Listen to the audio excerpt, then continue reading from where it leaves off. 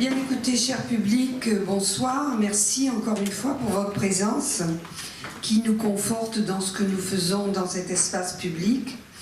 Je vous rappelle que nous avons un changement de date en ce qui concerne Daniel Andler et Stéphane Audouin-Rousseau, vous verrez. Ils viennent tous les deux, mais ils ont décalé leur date. On a mis les papiers à l'entrée. Et puis, merci surtout à vous, Bertrand Badi, pour votre fidélité. Si je ne me trompe pas, c'est la 3e fois que vous venez au CNL. Voilà. Mais avant d'entrer dans le vif de la conférence, je voudrais rappeler qu'en 1997, le Collège méditerranéen des libertés recevait Robert Badinter. Cette grande figure qui a défendu toute sa vie l'universalité des droits de l'homme et une certaine idée des valeurs républicaines avait accepté de venir au CML. Quand nous lui avions présenté l'enjeu de notre espace public, il n'avait pas hésité un instant, il viendrait. Il viendrait pour nous parler, pour nous rappeler que la France n'est pas la patrie des droits de l'homme, mais la patrie de la déclaration des droits de l'homme. Autrement dit, une déclaration est une chose, la réalité en est une autre. Et c'est pour faire en sorte que l'idéal que représente la déclaration coïncide avec le comportement des hommes que le CML travaille depuis bientôt 30 ans en toute liberté. Alors je me permets de vous dire, cher public, que si vous pensez que l'existence d'un espace public comme le nôtre est exemplaire, je n'ai pas dit parfait, j'ai dit exemplaire. Vous devriez participer pleinement.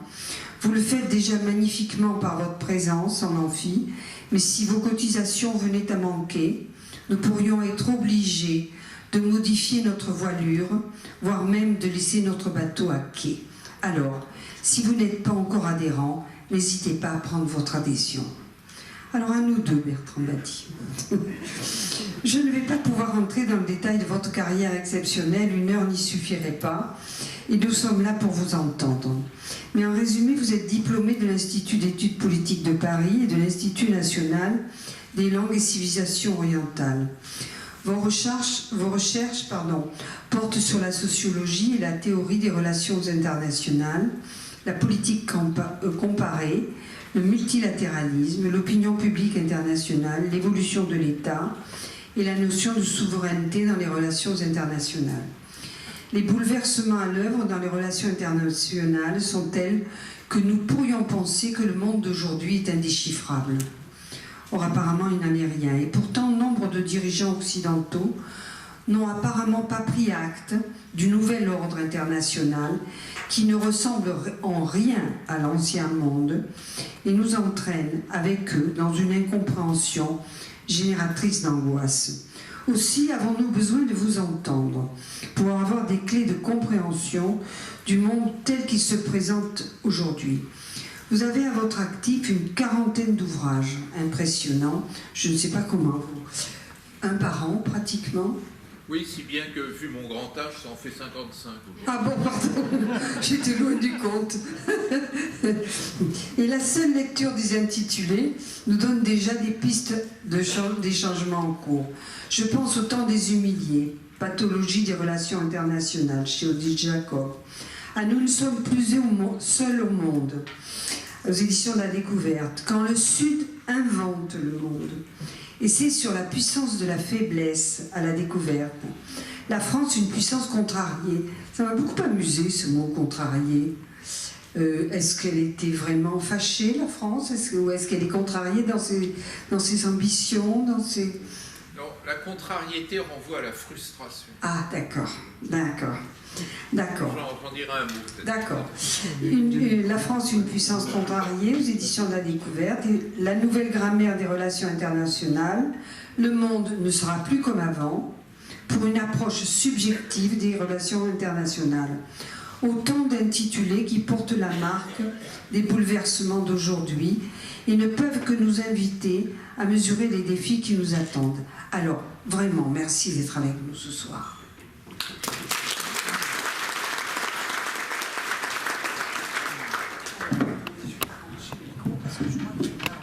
Oui, Il marche pas. Ah, Voilà. voilà. Là, je m'entends. Bien, merci, chère madame, de ces mots amicaux d'accueil. Je me permets de dire amical parce que nos relations au fil de ces 3 rencontres sont des relations qui dépassent la collaboration et qui sont entrées dans l'espace de l'amitié. Et cette amitié reflète aussi le bon accueil que je retrouve à chaque fois que je viens à Toulon. Mon grand âge, la SNCF et beaucoup d'autres facteurs rendent les déplacements pas toujours évidents, mais je n'ai pas voulu manquer celui-ci. Je sais que j'avais manqué celui de l'an dernier pour des raisons, disons, d'incapacité, employons ce terme très métaphorique et allusif. Je suis heureux de pouvoir reprendre contact aujourd'hui avec cette belle ville de Toulon. Alors évidemment, je disais tout à l'heure dans la voiture à Monsieur Martin que j'étais un peu le contraire de la grenouille de la météo. Vous savez que quand il fait beau, on voit la grenouille en haut de l'échelle, heureuse d'être admirée. Moi, je ne sais pas si je suis heureux d'être admiré, mais en tous les cas, je sais que quand je sors, c'est mauvais signe. C'est signe de gros temps pour les relations internationales. Alors, faisons le point ensemble et je serai absolument ravi d'échanger avec vous parce que c'est dans le débat que les sciences sociales s'épanouissent, hein, ce n'est certainement pas dans le travail solitaire. Donc, je compte beaucoup sur cet échange et pour introduire cet échange, je voudrais vous proposer bien sûr quelques pistes de réflexion et commencer par 3 brèves mises en garde. Première mise en garde, on ne cesse de nous parler de chaos, de désordre, d'irrationalité, etc.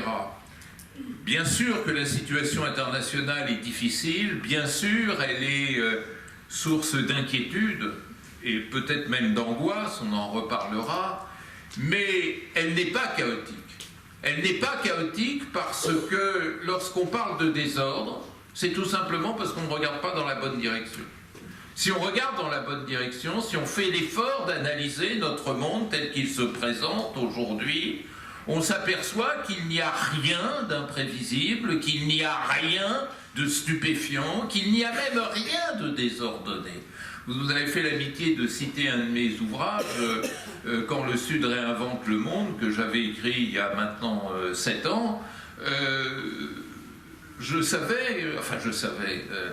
partais de l'hypothèse que le Sud, que de mon temps, du temps de ma jeunesse, il y a pourtant très peu de temps, hein. Pourquoi vous rigolez? Bon, du temps de ma jeunesse, on parlait de ce Sud comme étant le tiers-monde, évocation du tiers-état du monde, ou comme une périphérie.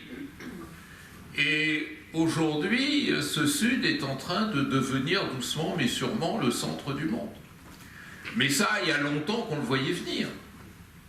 Et donc, prendre cette attitude de stupéfaction ne me paraît pas fondée. Simplement, il faut regarder dans la bonne direction. Je vais tenter très modestement de vous proposer quelques directions de regard. La deuxième mise en garde que je voudrais faire, elle est très simple. L'histoire n'offre pas d'aller-retour. L'histoire n'offre que des allers simples. Et je dois dire que je suis très agacé de cette façon que l'on a aujourd'hui d'user et d'abuser du terme de retour. Retour de la guerre froide, retour de la guerre, comme ça était parti d'ailleurs, hein, retour des nations, retour de la puissance, retour des États. Mais il n'y a pas de retour. Comment voulez-vous qu'il y ait en histoire des retours? L'histoire est gouvernée par des contextes.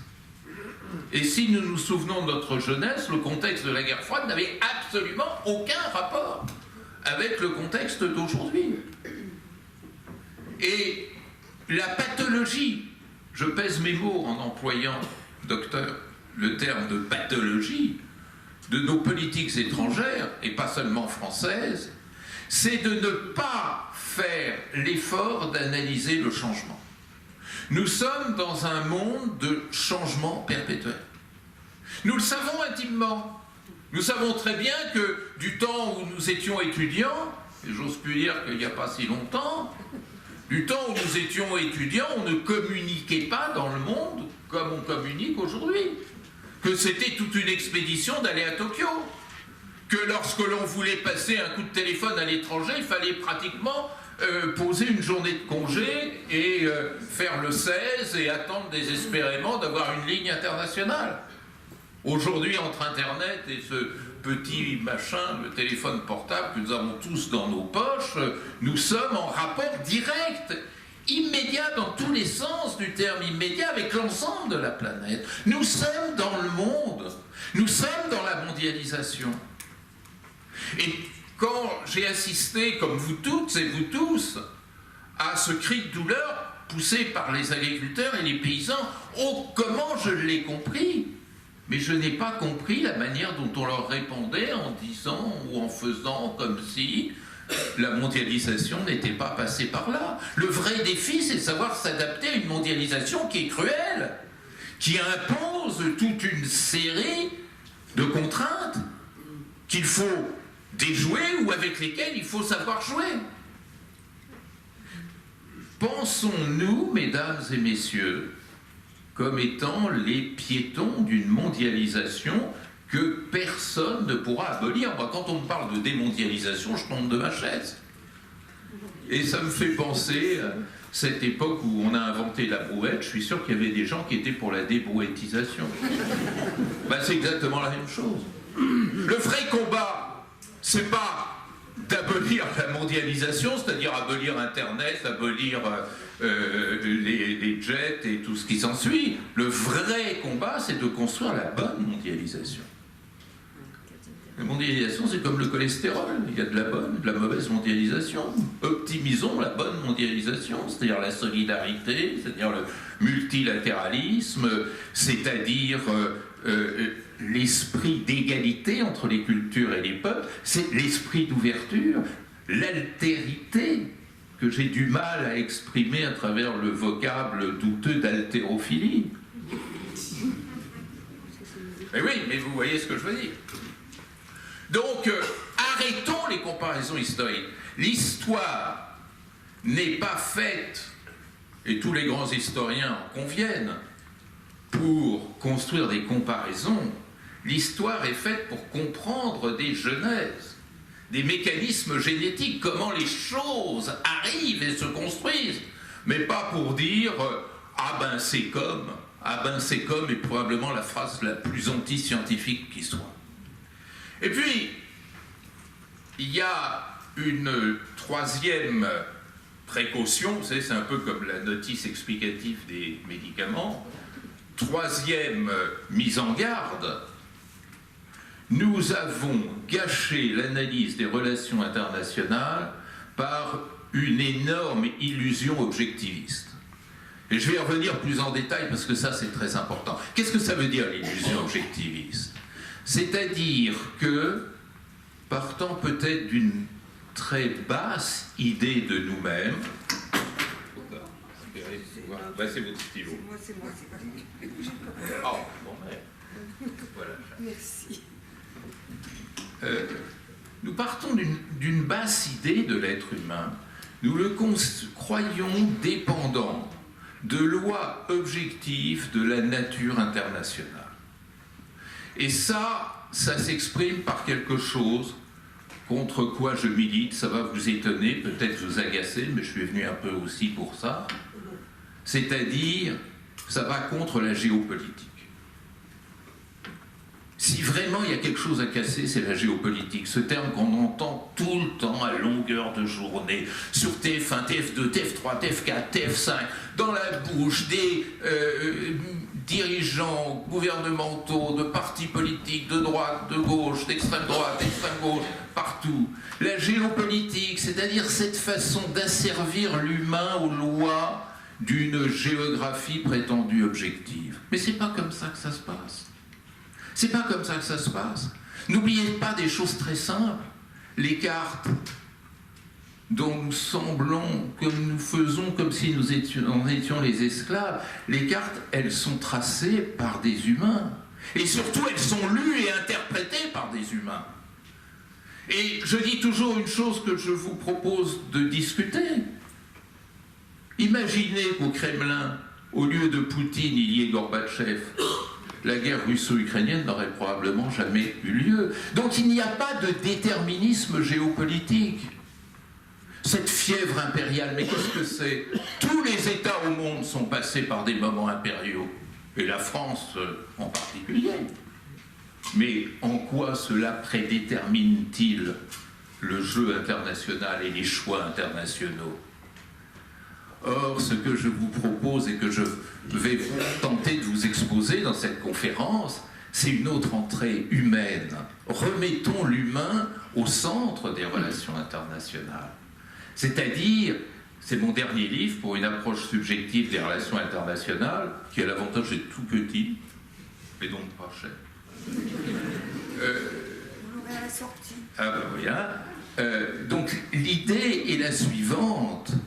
Les relations internationales, elles dérivent avant tout des choix libres des individus que nous sommes, sachant qu'aujourd'hui, les individus qui participent aux choix internationaux ne sont pas seulement des princes ou des stratèges comme autrefois, mais c'est tout le monde. Jamais les sociétés, j'y reviendrai aussi, n'ont été autant impliquées dans le jeu international.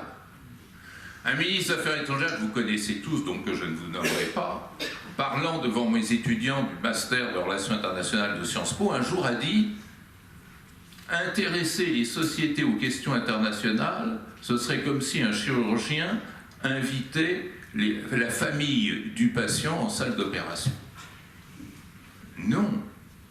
Non. Pourquoi les relations internationales feraient-elles exception? Pourquoi seraient-elles hors de la subjectivité humaine? Et la subjectivité humaine, j'en reparlerai tout à l'heure, c'est un conflit de rationalité. Il n'y a pas une seule rationalité, il y a plein de rationalités qui organisent le jeu international. C'est aussi un effet d'affect, un effet de ressentiment, un effet d'humiliation, un effet de frustration, de privation, de déception, d'émotion. C'est aussi un effet multiculturel. On ne voit pas à Pékin, après 4000 ans d'histoire, de la même façon que l'on regarde à Conakry, avec une très longue histoire précoloniale également, ou de la façon dont on regarde à Moscou ou à Washington. Réintroduisons cette subjectivité, cette richesse humaine qui a conduit notre grand auteur national, Victor Hugo, à dire « Mais le fin mot de l'histoire, c'est quoi en relations internationales? C'est de savoir débusquer la sympathie des âmes. Mais si vous ne considérez pas l'âme de l'autre, si vous ne cherchez pas à savoir ce qui travaille l'âme de l'autre, comment pouvez-vous espérer construire la sympathie des âmes ?» Alors, tout ceci mérite d'être compris et expliqué. Pourquoi cet engouement pour les relations internationales objectives? Pourquoi cette mécanique des corps qui préside à la connaissance de l'international?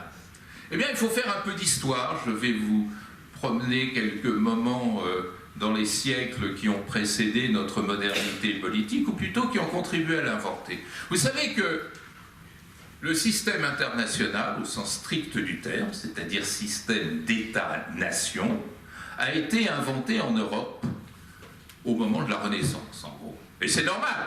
C'est le moment où l'État-nation moderne a été inventé, et c'est le lieu aussi où l'État-nation a été inventé. Avant, bien entendu, il y avait des rapports à l'autre, mais c'était les rapports qu'entretenaient les empires avec ses voisins. C'est une toute autre histoire. C'était le rapport que les cités grecques, ou n'importe quelle autre cité d'ailleurs, entretenaient avec d'autres cités, ou que des systèmes tribaux entretenaient avec d'autres systèmes tribaux. C'est une toute autre histoire. L'invention de notre modernité politique, c'est la Renaissance, avec la création de l'État-nation. Et alors, au moment où a été créé l'État-nation, apparaît très curieux personnage sur lequel je vous propose de nous arrêter 3-4 minutes, qui est le grand philosophe anglais, qui est l'inventeur de notre modernité politique. Il y a un personnage qui a inventé notre grammaire politique nationale et internationale. Il y en a un seul. Il est anglais, il s'appelle Thomas Hobbes. Peut-être vous rappelez-vous vos cours de terminale, de philo, où on parlait de son fameux livre, Le Léviathan, publié en 1651, c'est-à-dire 3 ans exactement après la paix de Westphalie, qui, dit-on, a inventé le système européen. Alors Hobbes, je voudrais vous raconter son histoire. Ah, c'est un curieux personnage, vous savez. Il faut commencer par Maman Hobbes. Maman Hobbes, un jour de 1588, découvre qu'elle est enceinte. Et apprend presque au même moment par la BBC, je ne suis pas sûr que ce soit par la BBC, que le roi Philippe d'Espagne est en train de monter l'invincible armada qui se proposait d'envahir l'Angleterre. Pauvre femme, elle a été terrorisée. Et tellement terrorisée, angoissée, nous disent les historiens, qu'elle a accouché bien avant terme. Le grand Thomas Hobbes est un prématuré. Et les psychanalystes nous disent, ça l'a marqué à tout jamais. Cet attachement hystérique à l'idée de sécurité. Je vais y revenir dans un instant. Et à peine était-il né et remis, et sa maman remise de cet effroi, que Papa Hobbes quitte le foyer. Thomas avait 2 ans. Le père disparaît, à tout jamais. On ne sait pas où il est passé.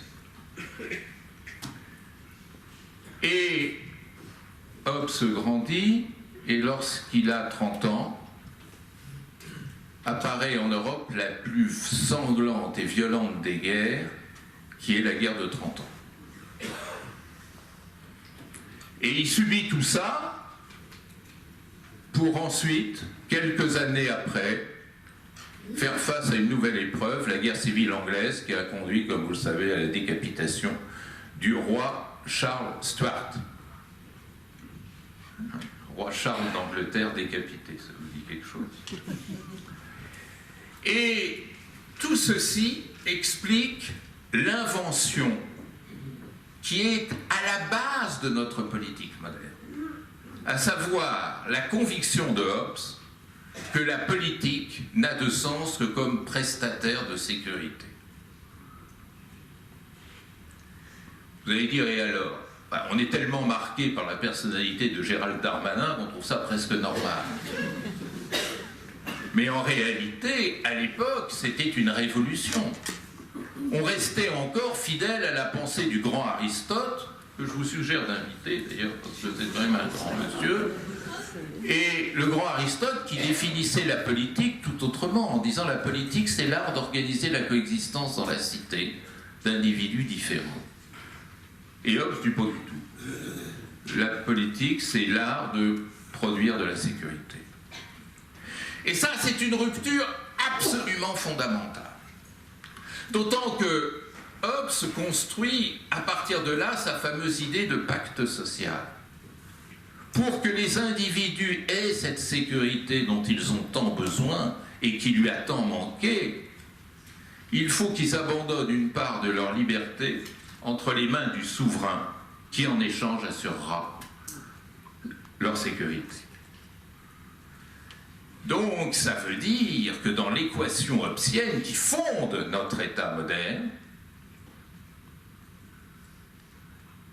la garantie de sécurité dépend de l'intensité et de la profondeur de la souveraineté. Et ça veut dire, en relations internationales, quelque chose de terrible, mesdames et messieurs, et qui fonde notre pensée de l'international. Ça veut dire que les États sont des souverains dont le principal devoir consiste à conserver leur souveraineté, mais s'ils sont souverains et qu'ils entrent en querelle entre eux, qui va les réconcilier? Personne. Puisqu'ils sont souverains, ils n'obéiront à personne. Donc, quelle est la voie, le moyen, l'unique moyen pour les États de régler leurs différends. Et non, mais comment? La guerre, vous l'avez dit. Mesdames et messieurs, à 18h59, je vous dis quelque chose de terrible. Ça veut dire que notre histoire politique européenne a considéré la guerre comme quelque chose d'éminemment fonctionnel. C'est-à-dire comme le seul moyen de régler les problèmes internationaux. Et ça veut dire que la paix dans notre pensée européenne n'existe pas et n'a jamais été définie par personne. La paix, nous rappelle Raymond Aron, c'est la non-guerre ou c'est l'entre-deux-guerres. Mais vous n'avez pas de définition positive de la paix. Alors qu'en Chine, alors que dans le monde arabe, alors que dans le monde africain, je me souviens par exemple à Conakry, un amphi, et un étudiant qui s'est levé, qui a dit « moi je suis Peul et je peux vous dire qu'en langue poulard, la paix a une définition très précise, c'est la santé du groupe, c'est la santé sociale. » Intéressant. Nous, on n'en est pas là. Et donc, ça veut dire quoi? Ça veut dire deux choses que je vous demande de bien retenir avant que nous passions à l'actualité. Que premièrement, tout notre système international repose sur la banalité de la guerre et sur la nécessité de contenir le risque de guerre pour que cela ne provoque pas une destruction générale de l'humanité. Comment peut-on contenir cette guerre dont nous avons par ailleurs besoin? Alors si vous permettez, on va jouer un petit rôle, un jeu de rôle ensemble. Oui, oui. Si je perçois que vous êtes beaucoup plus puissante que moi, qu'est-ce que je vais faire? Je vais me protéger sans illusion. Et vous, qu'est-ce que vous allez faire? Vous allez me piquer ma montre, mon portefeuille, mes notes, ma chemise. Voilà. Si c'est l'inverse, mais la galanterie m'empêche de l'exposer, eh ben j'en ferai autant. Mais imaginez que vous, comme moi, nous considérions que nous sommes de puissance égale. Que nous pensions ça tous les deux en même temps. Qu'est-ce qu'on va faire? Et rien. Exactement, rien. Eh bien, vous découvrez vous-même en direct l'élément pivot des relations internationales dont nous sommes les héritiers, le concept absurde d'équilibre de puissance. L'équilibre de puissance est la seule garantie de la non-guerre, même pas de la paix, de la non-guerre. Balance of power, je dis en anglais parce que c'est important. Et deuxième élément que je voudrais vous dire avant que nous passions dans le contemporain, ça veut dire quelque chose d'autant plus grave que ce système international que nous avons, nous, Européens, inventé, il n'a existé pendant plusieurs siècles que dans le monde européen, péniblement et difficilement élargi à l'Amérique du Nord. Difficilement, ne l'oubliez pas en ces temps difficiles, parce que la première doctrine, la doctrine Monroe, 1823, disait « Oh là là, les Européens c'est les Européens, les Américains c'est les Américains, ne nous mêlons pas de nos affaires. » Ça remonte à la surface, c'est pour ça que je vous en parle. Mais peu à peu, l'Amérique du Nord, c'est-à-dire les États-Unis, Canada, se sont ralliés à cette conception du système international et, mesdames et messieurs, l'ont imposé au monde entier, un monde qui n'en comprenait même pas la grammaire. Et qu'est-ce que ça veut dire, ce truc? Imaginez dans la tête d'un humain en Chine, dans le monde arabe, dans le monde africain, qu'est-ce que ça veut dire? Eh bien, cette grammaire, elle leur est imposée. Donc, ils doivent s'aligner. Et ça, c'est un jeu qui, peu à peu, a construit notre droit international, notre diplomatie moderne, nos institutions internationales et tout ce qui s'ensuit, qui a fixé la géopolitique, du coup, parce qu'on est en pleine mécanique des corps, donc la géopolitique s'en trouvait consolidée, et qui a fondé les grands courants théoriques, l'analyse stratégique, Clausewitz, on pourra y revenir tout à l'heure si vous voulez, Carl Schmitt, l'idée selon laquelle il n'y a de relations internationales que dans le rapport ami-ennemi, c'est ça, c'est l'équilibre de puissance, n'est-ce pas? Et la grande théorie dominante des relations internationales et la grande politique étrangère. Et on voit apparaître les Metternich d'abord, et puis les Kissinger, et puis tous ceux qui font encore aujourd'hui la diplomatie moderne. Mesdames et messieurs, ça c'est mort. Cette vieille idée, cette certitude que nous sommes censés partager, cette grammaire qui anime toutes les politiques étrangères de pratiquement tous les États aujourd'hui, elle est en complet décalage par rapport à la réalité du monde. Et ça, c'est le grand problème de notre monde contemporain. Il y a deux systèmes internationaux. Le système international officiel qui dérive cette doctrine et qui ne tient plus, et un système international réel, mais invisible, informel, qui est dans les profondeurs des sociétés modernes, mais que les princes ne veulent pas regarder en face. Alors, à leur santé. Alors, pourquoi vous dis-je que tout cela ne tient plus aujourd'hui? Alors, vous aviez des grands prophètes. Hein. Je voudrais rendre hommage à quelqu'un que plus personne ne lit, voire connaît, quand sort son nom en amphi, c'est une vraie catastrophe. C'est un Normand, comme ma femme, mais un bas Normand. Ma femme, elle est haute Normand. Pas la même chose, me dit-elle. Bon, enfin, ça vous est complètement égal, bien entendu. Et ce Normand du XVIIIe siècle est un personnage très curieux qui s'appelle l'abbé de Saint-Pierre. L'abbé de Saint-Pierre, au XVIIIe siècle, qui d'ailleurs a été un négociateur, un diplomate aguerri et averti, l'abbé de Saint-Pierre dit « mais ça va pas la tête. Ils ont fumé leur tapisserie que de sortir des histoires pareilles. Comment voulez-vous que le système international repose sur l'équilibre de puissance? Par définition, hein, moi j'en ai parlé à M. de la Palisse, c'était d'accord. Un équilibre de puissance, c'est quelque chose de très fragile, de très précaire. Donc, subordonner la paix à un château de cartes, c'est absurde. Et l'abbé de Saint-Pierre, véritable visionnaire, un peu bizarre hein, sur les bords, s'était permis de dire que Louis XIV était un vieux machin, enfin, vous voyez le terme exact. Du coup, il s'est fait virer de l'Académie française où il était entré. Enfin, c'est quelqu'un qui était vraiment un esprit libre, un peu anard, si vous voulez. Et l'abbé de Saint-Pierre dit non. Il faut créer les tissus d'une vraie paix perpétuelle. C'est pas Kant qui a inventé la paix perpétuelle. Kant a repris l'idée de paix perpétuelle à l'abbé de Saint-Pierre.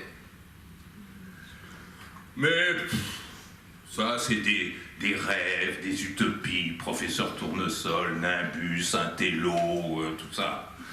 Ça n'a pas été pris au sérieux. Mais il s'est passé à partir de 1945 une révolution tranquille, qui, elle, contrairement à la pensée de certains précurseurs, a nécessairement marqué le monde. Mais simplement, on ne vous en parle jamais. Les trois grandes ruptures. La première, c'est la décolonisation. Ah, quand on parle de décolonisation, c'est du wokisme, c'est de l'islamo-gauchisme, c'est dangereux, c'est de l'anti-occidentalisme, c'est bon, tout un tas de bêtises, pour ne pas employer un terme plus grossier. Pourquoi la décolonisation est importante? Pour deux raisons, mesdames et messieurs. C'est que la décolonisation, qui en gros a commencé en 1946, hein, indépendance des Philippines, 1947 la partition et l'indépendance de l'Inde, et puis après ça ne s'arrêtera plus. La décolonisation pour la première fois depuis Adam et Ève. Et là, croyez-moi, je n'étais pas né. Pour la première fois depuis Adam et Ève, la décolonisation a marqué la victoire du faible sur le fort. Et ça, c'est quelque chose d'absolument extraordinaire. Parce que les vertus de la puissance, leur capacité réelle en relations internationales ont pour la première fois été sérieusement mises en cause. Et vous savez, pour regarder l'actualité, le jour où Benjamin Netanyahou a lancé cette attaque sur Gaza, s'appuyant sur l'effroi, l'horreur qu'inspiraient les massacres du 7 octobre, j'ai immédiatement eu à l'esprit la bataille d'Alger. La bataille d'Alger qui était la même réaction militaire menée par le général Massu et le général Bijard en 1957, suite à différents attentats extrêmement meurtriers, avant celui du Milbar, faisant suite, un an auparavant, au fameux massacre de Philippeville. Peut-être que tout ça vous dit quelque chose. L'armée a réagi, bataille d'Alger, 25 000 arrestations, 4 000 FLN disparus, on ne sait jamais ce qu'ils sont devenus, enfin on imagine très bien ce qu'ils sont réellement devenus. Et le résultat des courses, ça a été quoi? La bataille d'Alger apparemment a été gagnée par l'armée française, mais quelque temps après, on négociait avec le FLN, et surtout à l'occasion de la bataille d'Alger, le FLN a acquis une double stature auprès de l'opinion publique algérienne musulmane et auprès de la communauté internationale. C'est-à-dire cette espèce de curieux mystère de la victoire du faible sur le fort, nous ouvrait les relations internationales. Et ça, nous n'arrivons pas à le comprendre. Et la France, humiliée à Dien Bien Phu, humiliée, voilà, des bases de la contrariété, n'est-ce pas, humiliée par les accords d'Évian en 1962, par la défaite devant la résistance algérienne, n'a nullement inspiré les États-Unis, battus au Vietnam, battus en Irak, battus en Somalie, battus en Afghanistan. Ça n'a pas ému non plus l'URSS, elle-même battue en Afghanistan. Ni la Russie de Poutine, battue en Ukraine.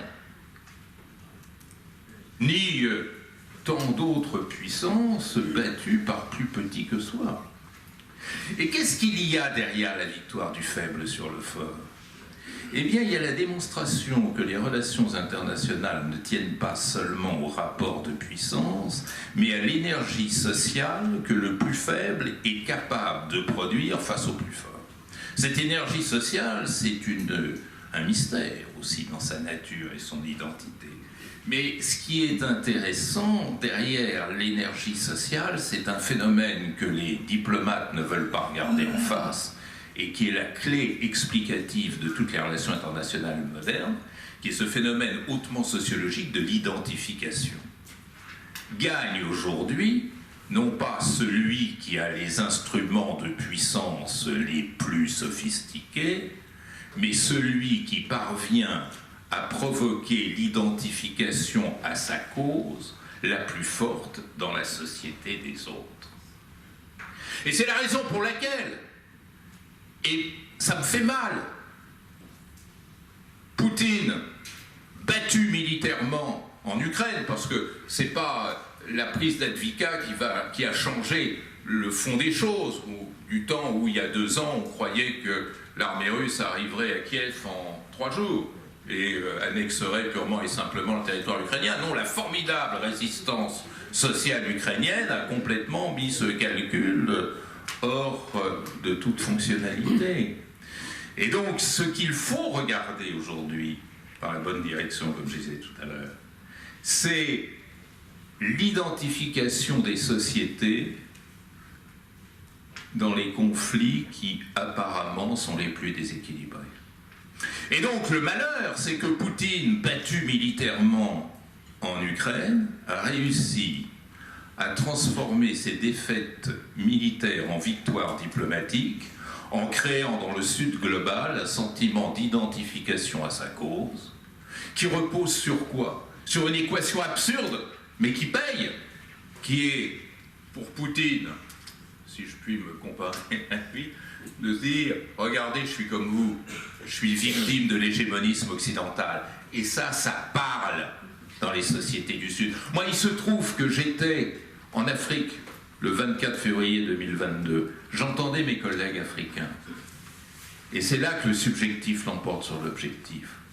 J'entendais, un peu effaré, déçu, mais en même temps compréhensif, la lecture que mes amis tchadiens avaient du conflit russo-ukrainien, qui n'était pas du tout la nôtre, qui n'était pas du tout l'agression d'un pouvoir dictatorial qui veut gommer un peuple voisin. Ça, c'est ma lecture, c'est peut-être celle d'un certain nombre d'entre vous. Non, la lecture, c'était de dire, c'est au mieux un conflit nord-nord entre les puissants du Nord.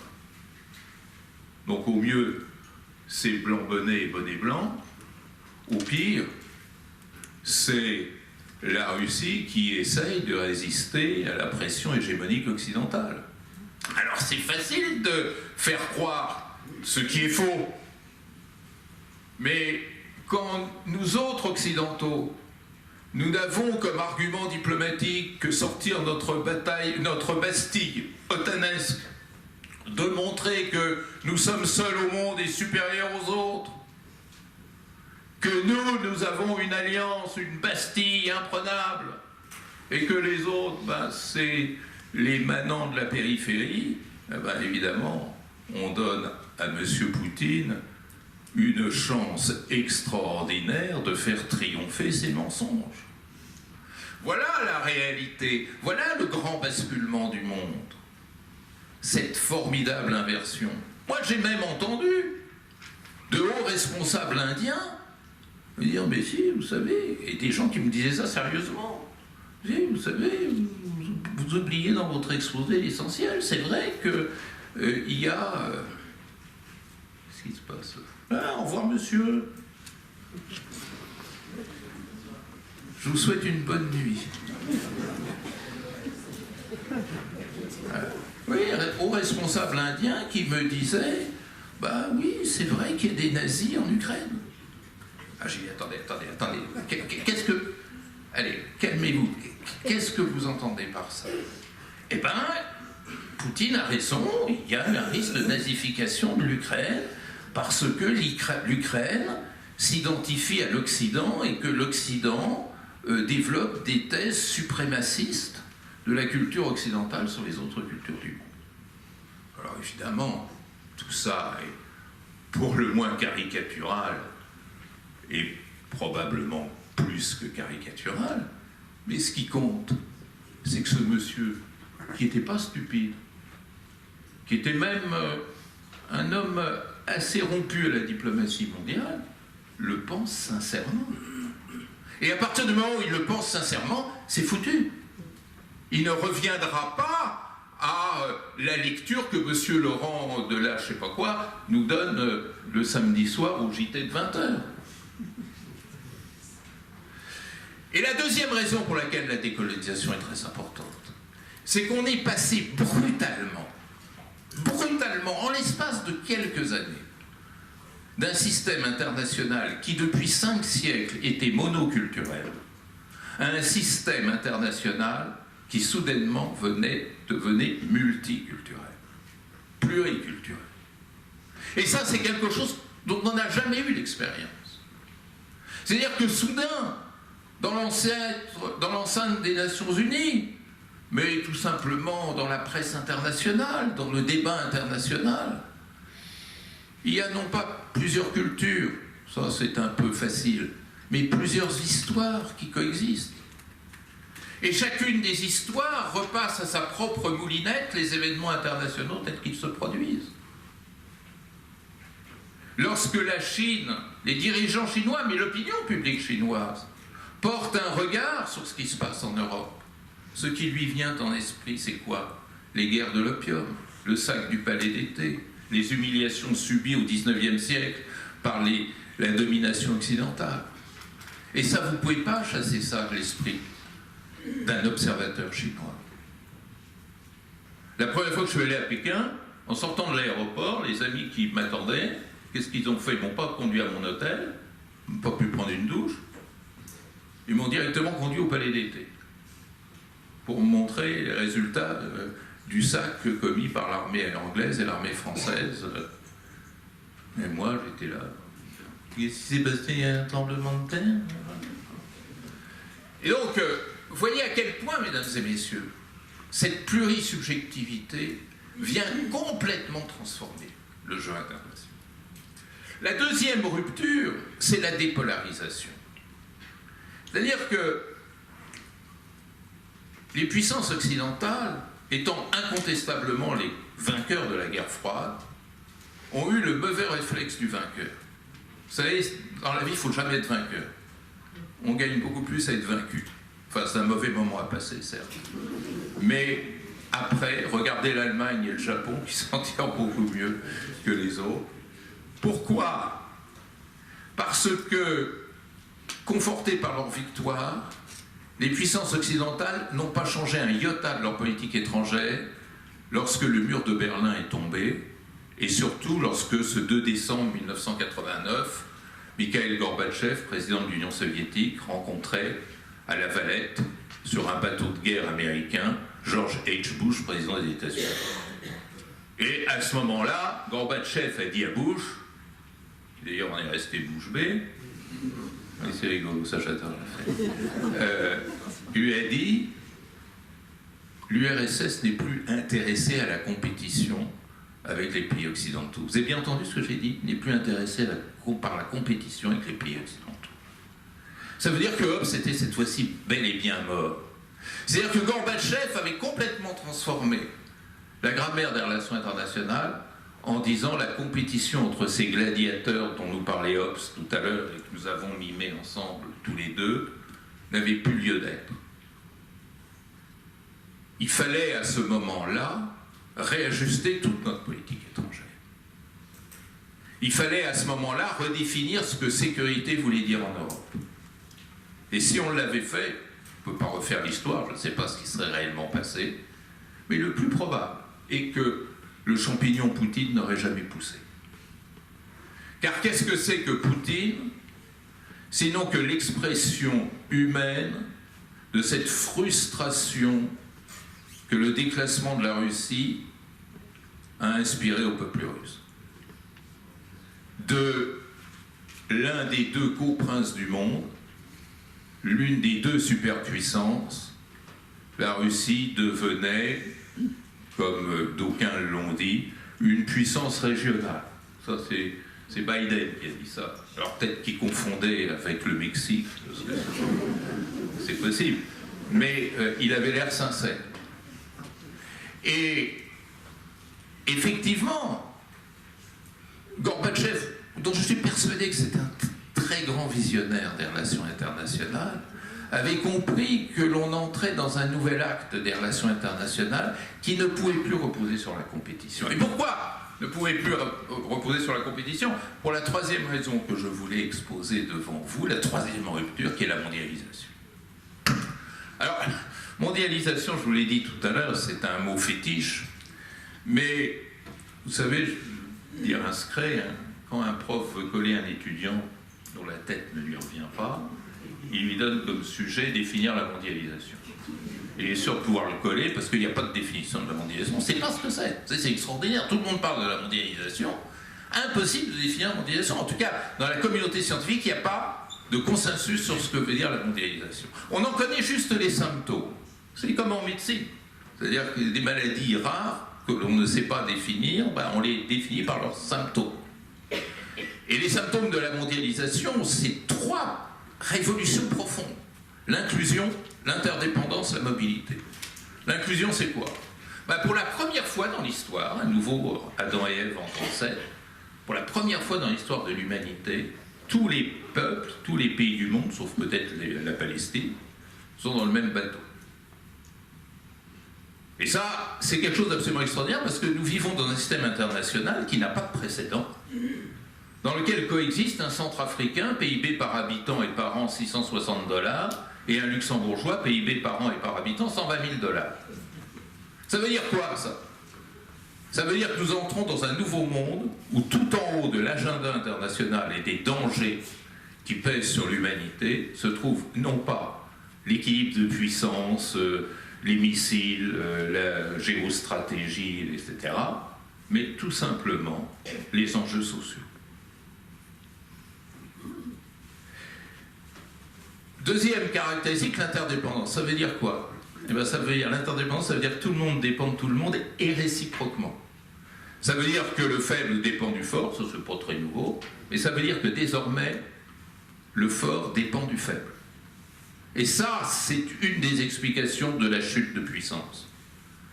c'est que les plus puissants n'ont pas de capacité autarcique, dépendent de sources énergétiques extérieures, de matières premières qu'ils doivent aller chercher à l'extérieur, de la pression démographique mondiale, de quantité de paramètres qui leur échappent. Et c'est pour ça que le puissant ne peut plus gagner.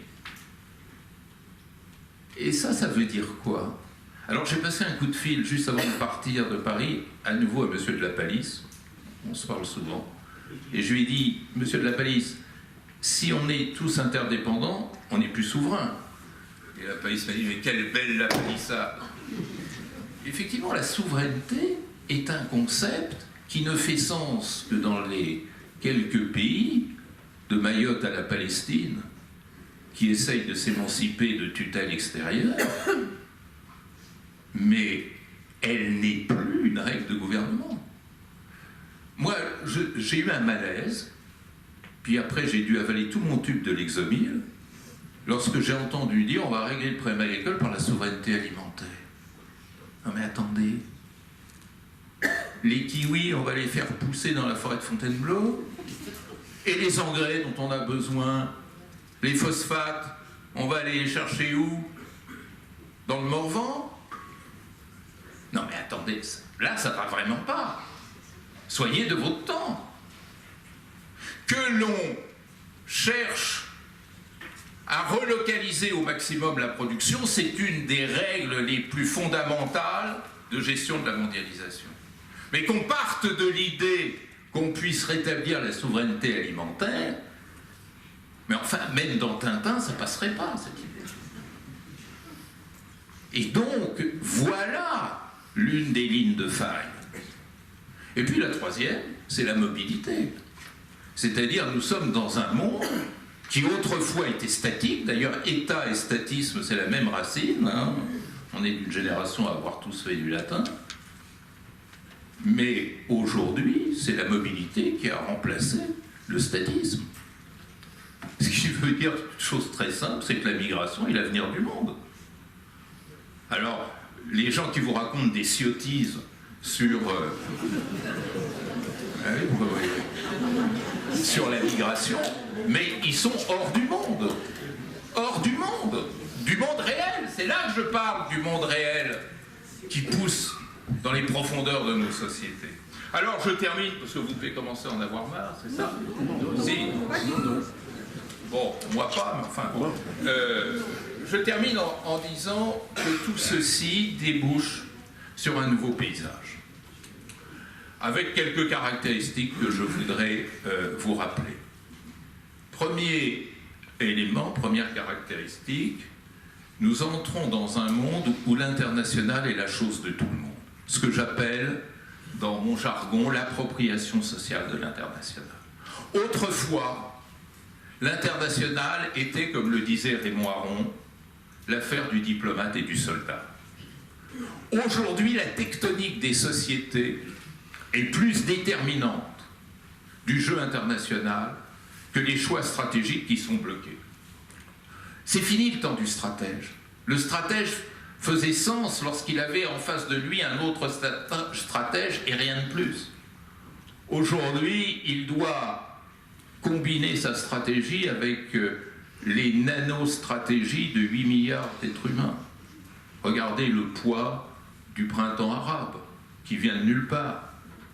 Regardez cette formidable révolution des femmes en Iran, qui est venue de nulle part. Mais regardez cette résistance incroyable du peuple ukrainien. Et on pourrait continuer. Regardez la décolonisation elle-même. Tout ça, c'est les nerfs sociaux qui ont remplacé les jeux stratégiques. Deuxième axe d'innovation, la guerre est complètement transformée. C'est-à-dire, j'emploie même plus le terme guerre, j'emploie le terme nouveaux conflits internationaux. Pour impressionner le soir dans les dîners, je dis les NIC, les New International Conflicts, là, ça en bouche un coin. C'est-à-dire que les guerres aujourd'hui, à 90%, disent les spécialistes, sont des conflits de racines intra-étatiques et non plus interétatiques, de compétition de puissance. Donc dans lequel le terreau social joue un rôle fondamental. Le conflit sahélien, c'est pas l'armée française contre les djihadistes, et ça a été la grande erreur de nos gouvernements. Il y a des djihadistes, mais les djihadistes, ce sont des entrepreneurs de violence qui tirent les dividendes d'une situation créée par une crise sociale extrêmement profonde. Vous savez qu'au Sahel, par exemple, la désertification, c'est 10 cm de plus par heure. Par heure! Le temps de Montbaratin, 10 cm de plus. Et donc tout ceci crée une situation de rivalité intrasociale extrêmement vive et violente. Et après, les djihadistes viennent là pour ramasser les bénéfices. Nouvelle conflictualité. Le conflit israélo-palestinien, c'est l'État israélien d'un côté, c'est la société palestinienne de l'autre. La société palestinienne,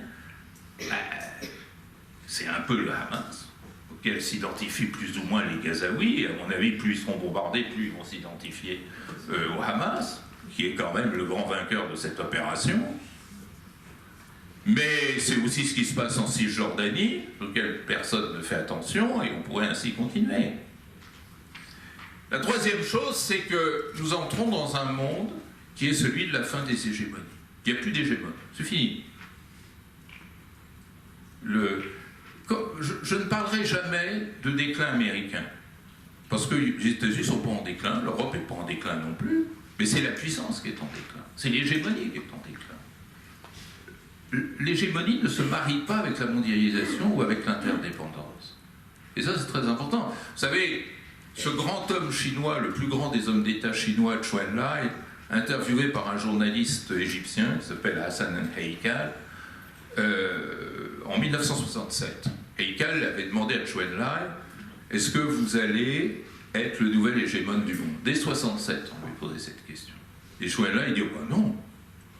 Regardez les Américains au Vietnam, l'hégémonie, ça leur coûte très cher et ça leur rapporte rien. C'est le contraire du loto. Ça coûte très cher et ça rapporte rien. Donc nous, on ne va pas faire ce choix-là. Et effectivement, si on regarde attentivement la politique de la Chine, c'est pas une politique d'hégémonie, c'est une politique de pénétration, ce qui est tout à fait différent, qui correspond à la vieille doctrine du grand stratège Sun Tzu, qui n'est pas récent, comme vous le savez. Sun Tzu disait la meilleure des guerres, c'est celle que l'on gagne sans avoir à la mener. Quatrième élément, c'est que nous sommes dans un monde où la sécurité change de sens. C'est-à-dire la sécurité pendant des siècles, c'était ma sécurité à moi français contre la sécurité de eux allemands, ou de eux russes, ou de eux anglais, etc. Aujourd'hui, la grande insécurité, c'est pas l'insécurité nationale, c'est l'insécurité globale. Dans un monde où meurent de faim 10 millions d'individus par an, c'est-à-dire l'équivalent de 8 attaques par jour sur le World Trade Center, l'insécurité alimentaire globale est bien plus létale que le terrorisme qui tue entre 10 000 et 40 000 personnes par an. Et que dire de l'insécurité sanitaire, et que dire surtout de l'insécurité climatique? Et que vaut l'intérêt national français s'il n'est pas précédé par la satisfaction d'un intérêt global, c'est-à-dire d'avoir un équilibre climatique? Parce que c'est ça le grand problème.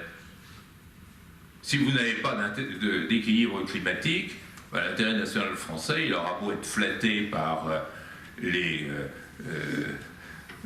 discours de préau d'école, il sera de plus en plus mal. Eh bien, c'est à tout cela que je pense qu'il faut que nous travaillions. C'est-à-dire, vous voyez, c'est une toute autre lecture. Et en fin de compte, c'est une lecture que je veux humaine des relations internationales. Remettre l'humain au centre des relations internationales. Parce que, entre nous, à quoi sert la politique? À quoi servent les relations internationales? À quoi sert une défense? Si ce n'est pas d'abord et avant tout être au service du développement humain et du progrès humain. Alors allons-y.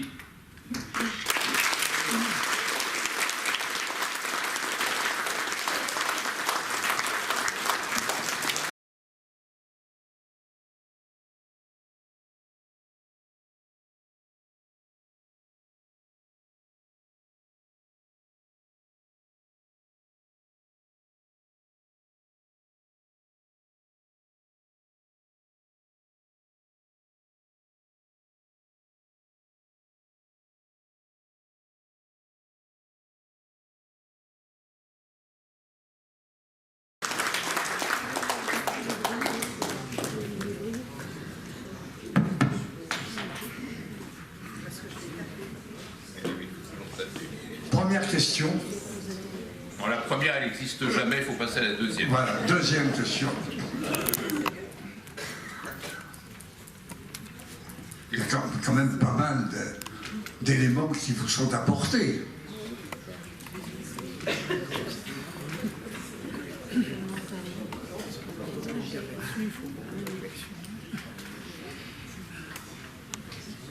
Alors, Ben, à l'extrême gauche, à la montagne.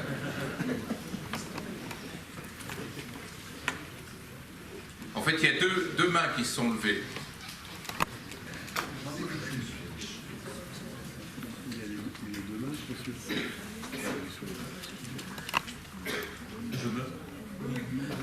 Trump a dit il y a quelques jours qu'il inciterait la Russie à attaquer les pays et ne défendrait pas l'Europe. Que doit faire l'Europe face à ça? Alors, plusieurs choses. Je m'attendais à cette question. D'abord, analysons froidement, sans s'énerver, ce que la plupart des journalistes et des commentateurs n'ont pas su faire, les propos de Trump. Ben oui. Trump n'a pas de politique étrangère. Moi, je suis absolument sidéré d'entendre des commentateurs nous expliquer en deux parties et deux sous-parties ce que sera sa politique étrangère s'il est élu président. Cet homme est imprévisible et cet homme n'a pas de point fixe. Si vous l'observez bien, si vous observez ce qu'a été sa première mandature, rappelez-vous, 2016-2020. Enfin 2017-2021 plus exactement. Cet homme fait en ce moment du marketing politique. Et c'est comme ça, vous savez, si vous êtes étudiant, c'est un conseil que je vous offre, c'est que lorsque on lit un texte, un discours, il faut se demander, approche subjective, des relations internationales, ce que veut dire la personne et non en faire une interprétation objective au pied de la lettre. Ce que veut Trump en ce moment, c'est parler à un électorat américain qui est dans une phase de refus de toute forme d'implication dans le jeu international et mondial. Il ne faut pas sous-estimer la crise énorme qui secoue la société américaine depuis une quinzaine d'années. Cette société américaine, et en particulier les classes moyennes, ont découvert, stupéfaits et contrariés, que la mondialisation qu'ils croyaient avoir inventée n'a pas tourné en leur faveur et les a au contraire desservis. Qui ont découvert que toutes les interventions militaires des États-Unis à l'extérieur ont coûté très cher en humains et en moyens financiers et n'ont abouti qu'à des défaites.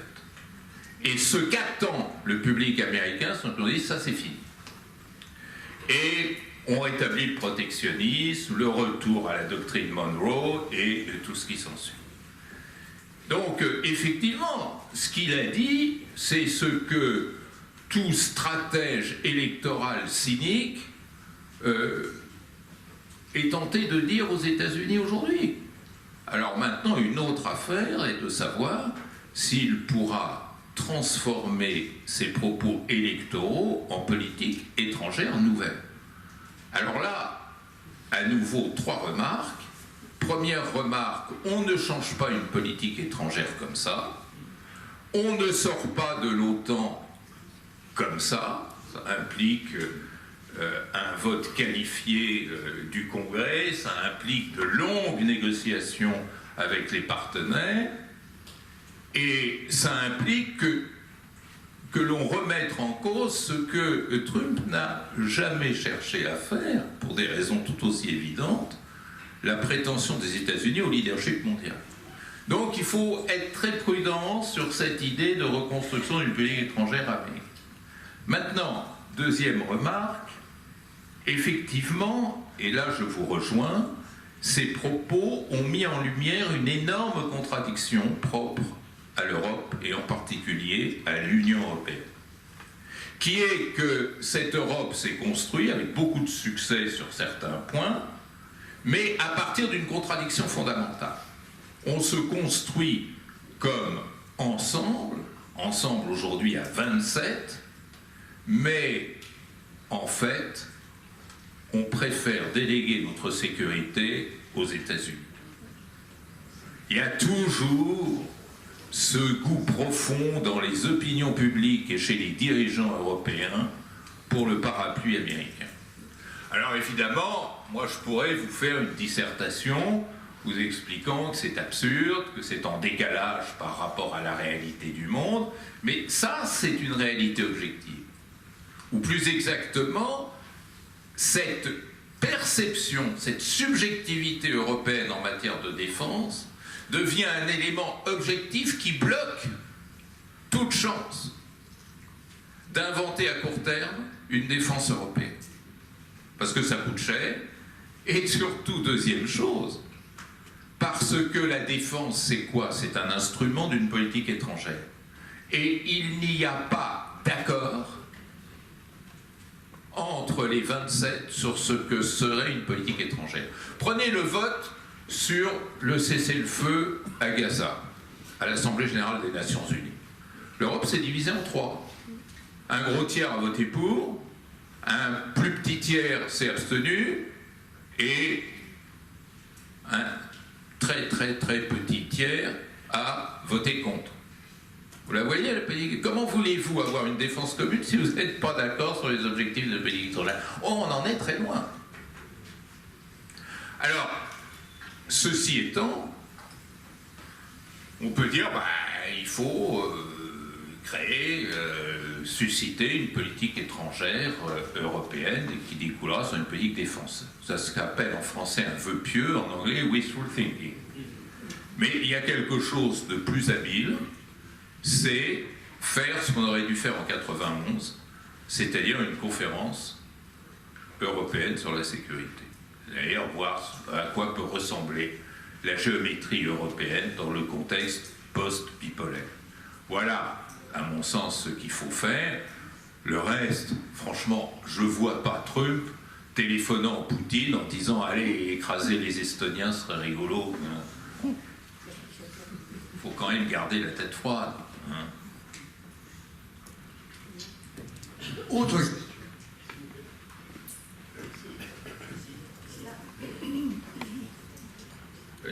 Oui, il y avait là-bas au fond. Ça fait rien. Là-bas au fond. Ah oui. Ah bon? Monsieur, vous enregistrez pour qui et pourquoi? Ben parce qu'on garde toutes nos cassettes, Bonsoir, on peut les monsieur, revoir. merci encore, merci beaucoup. La mondialisation ne nous montre-t-elle pas que par rapport à des temps anciens, lorsque un tyran voulait envahir un pays voisin, il le faisait sans beaucoup gêner les autres pays, en tous les cas limitrophes, et encore moins évidemment ceux qui étaient plus éloignés. Au jour d'aujourd'hui, il semblerait que ces velléités ou ces fêtes que nous connaissons bien évidemment sont beaucoup plus, risquent d'être beaucoup plus dévastateurs.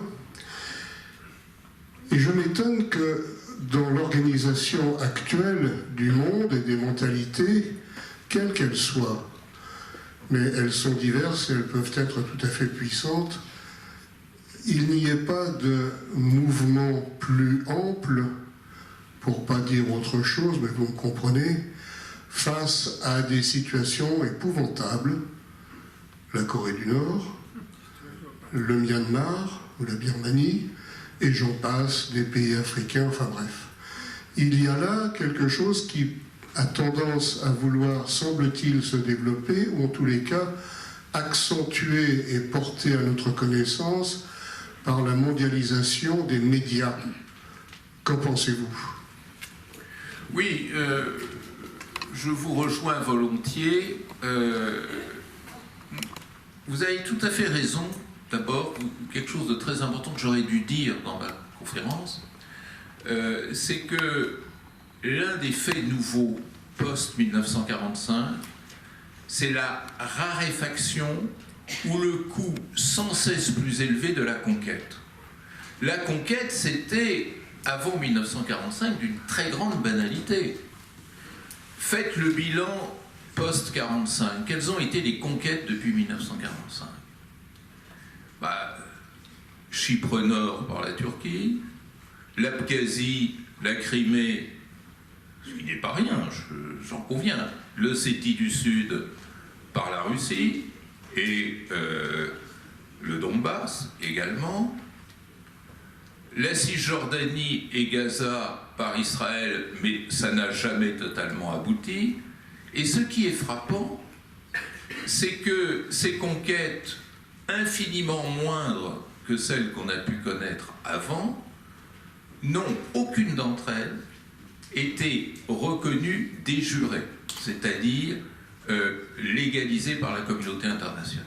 Personne n'a reconnu, sauf la Turquie, la conquête par la Turquie de Chypre Nord. Personne n'a reconnu, sauf la Russie, la conquête par la Russie de l'Abkhazie et de l'Ossétie et de la Crimée.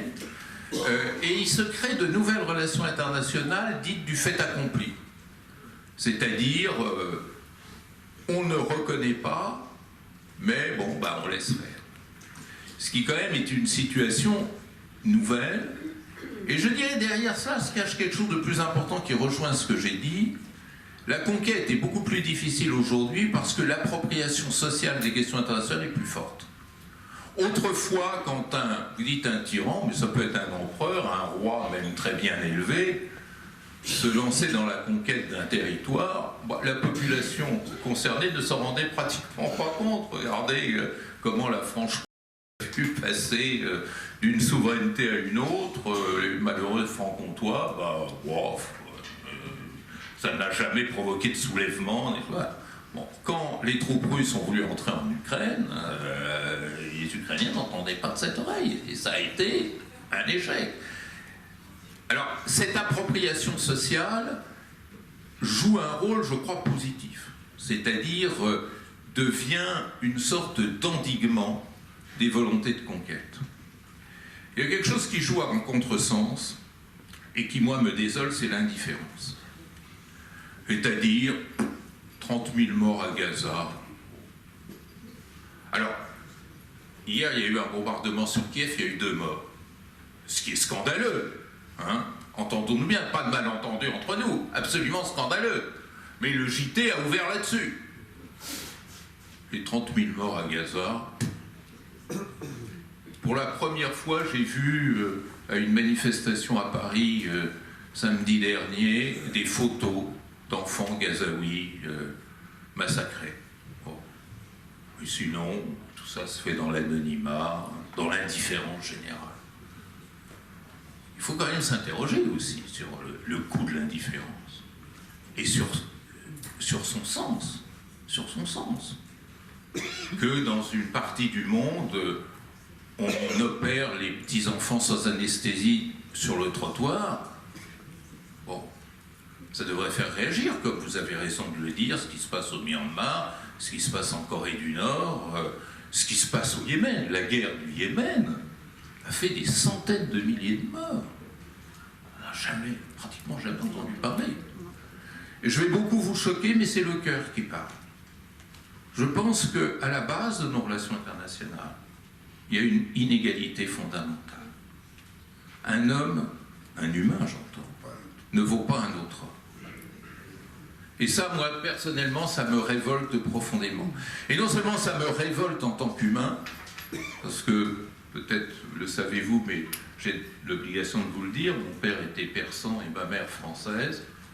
J'ai l'impression que mon père, ça ne compte pas beaucoup. Si on touchait à ma mère, ce serait peut-être déjà beaucoup plus catastrophique. Et ça me touche, ça me ça me blesse profondément. C'est scandaleux. Ben oui, comme quand M. Jules Ferry, qui est au Panthéon, je me demande pourquoi, disait que l'obligation des races supérieures est d'aller éduquer les races inférieures. Voilà. Ma mère avait éduqué mon père, en gros, c'était ça. Ou ce ministre des Finances de Finlande, admise sous les applaudissements du public à l'OTAN et à quelque temps à l'Union européenne, M. Friedman, qui a déclaré que les gens du Moyen-Orient, c'était des singes dans le désert. Bon, personne n'a réagi. Bon. Imaginez qu'on ait dit ça à d'autres peuples, qu'est-ce qu'on aurait entendu? Bon. Et donc, vous voyez, il y a là un profond malaise. Ça me choque sur le plan moral, mais ça me fait peur sur le plan réel. C'est-à-dire que celle et celui qui entend ça et qui se sent ainsi méprisé, il va avoir la rage. Et vous savez, la rage, dans les relations internationales aujourd'hui, c'est presque l'équivalent des armes de destruction massive dans le temps précédent.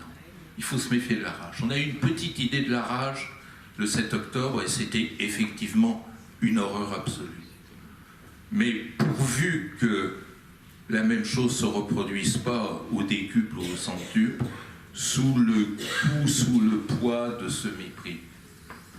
L'humanité ne s'est pas encore construite ou ne s'est pas encore réconciliée avec elle-même.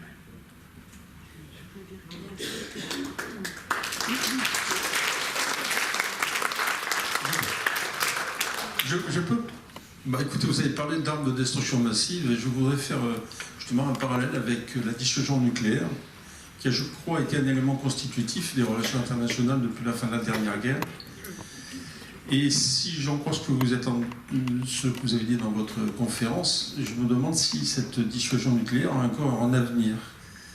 Alors, est-ce que vous pensez, parce qu'il y a plusieurs aspects dans cette dissuasion nucléaire, est-ce que vous pensez, dissuasion qui a été pour certains une des raisons principales pour laquelle il n'y a pas eu de guerre pendant 70 ans.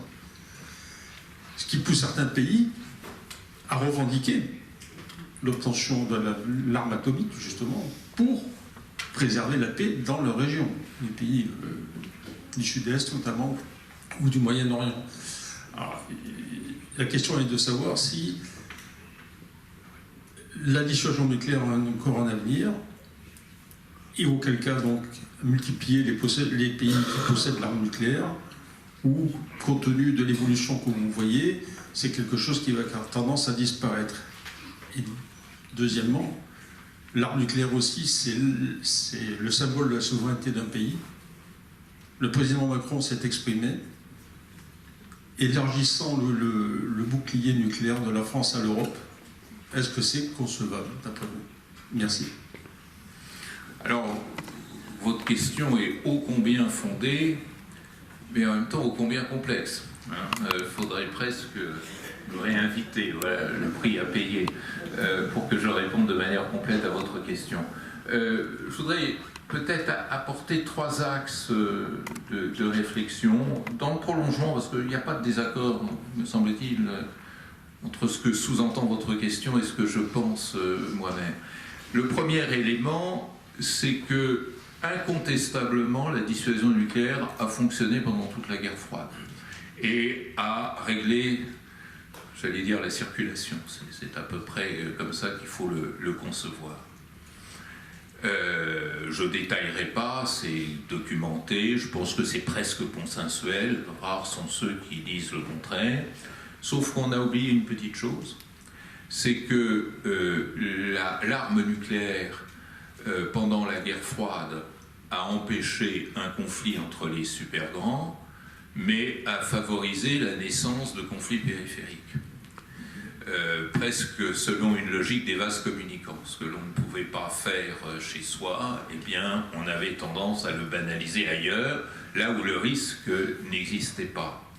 Et sans dire, parce que je crois que ce ne serait pas juste, que ce que j'appelais les nouveaux conflits internationaux sont nés des effets pervers de la dissuasion, c'est vrai que celle-ci a contribué à leur banalisation. C'est-à-dire que ça devenait apparemment facile et sans risque pour les États-Unis d'aller faire la guerre au Vietnam, pour l'URSS d'envahir la Tchécoslovaquie, et on pourrait ainsi continuer. Le deuxième axe de réflexion, et ça, moi, c'est quelque chose que, honnêtement, je n'arrive pas à comprendre, c'est que depuis la fin de la bipolarité, il n'y a jamais eu d'effort théorique de redéfinition de la dissuasion nucléaire. Nous sommes d'accord pour considérer qu'il y a un lien intime entre la bipolarité et la dissuasion nucléaire. Passer de la bipolarité à la post-bipolarité sans reposer la question de l'arme nucléaire me paraît complètement absurde. Et c'est la raison pour laquelle on ne sait plus où on en est. Alors, il y a eu des tentatives qui ont été assez curieuses. Jacques Chirac à l'île Longue qui avait dit que, après tout, la France ne s'interdirait pas d'utiliser l'arme nucléaire contre des États terroristes. Un petit peu curieux, ce genre d'affirmation. Bon, ça a été oublié depuis un certain temps, mais enfin, je pense que ce jour-là, il avait de la fièvre, enfin, il y a un problème. Bon.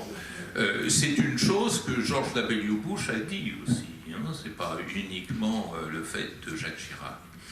Et du coup, et ça rejoint ce que vous avez dit il y a un instant, du coup, les pays du Sud se sont dit, c'est dans le fond très pratique d'avoir l'arme nucléaire.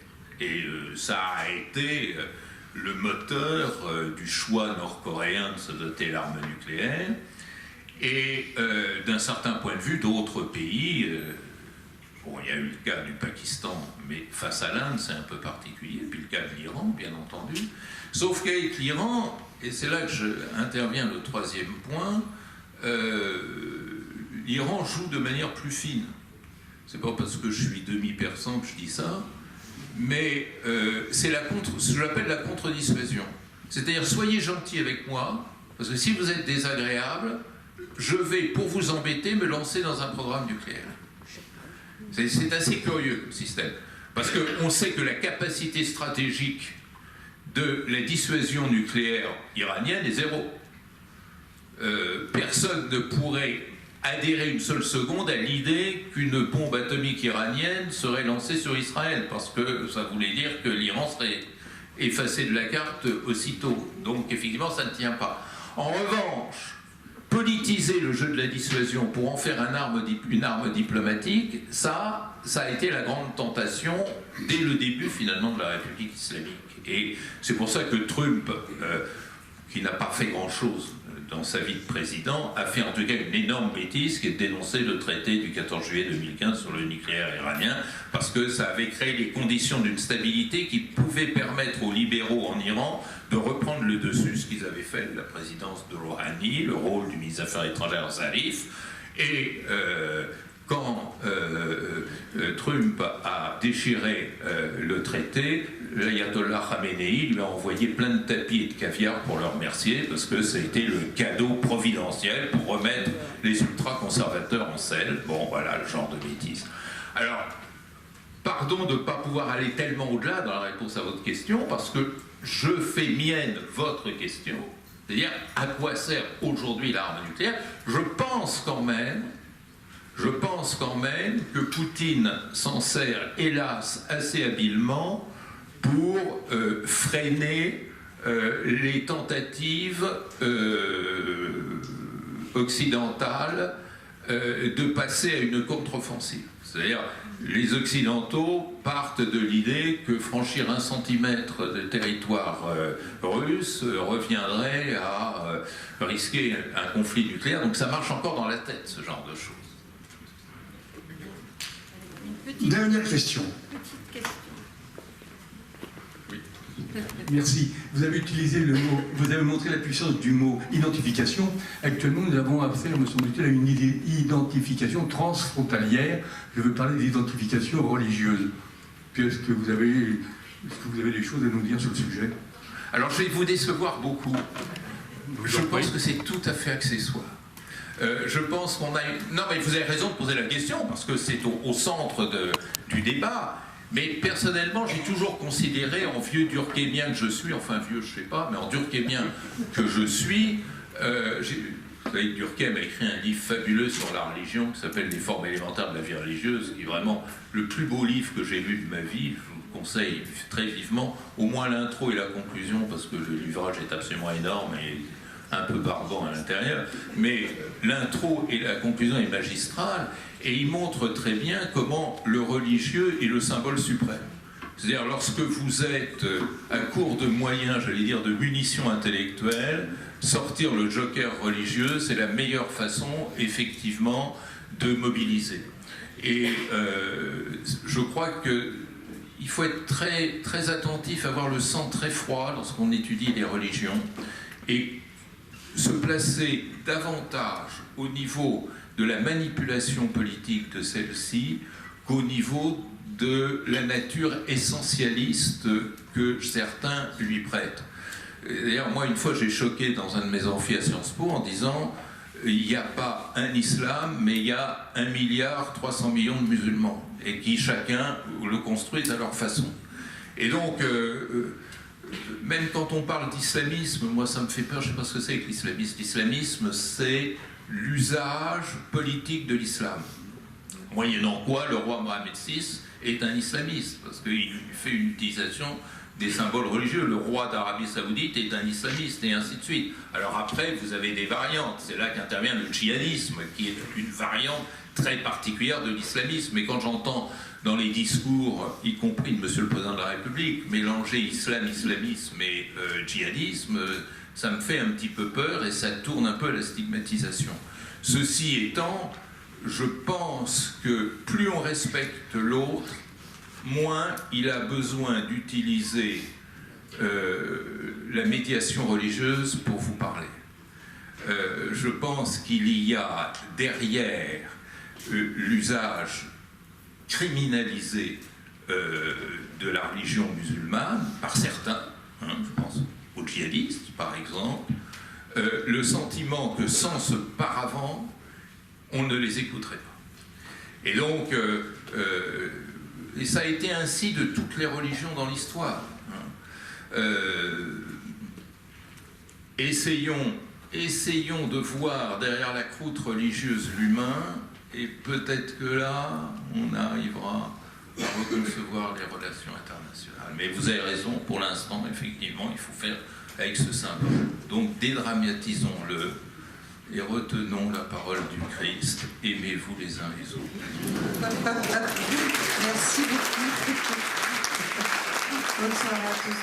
Merci infiniment pour cette conférence.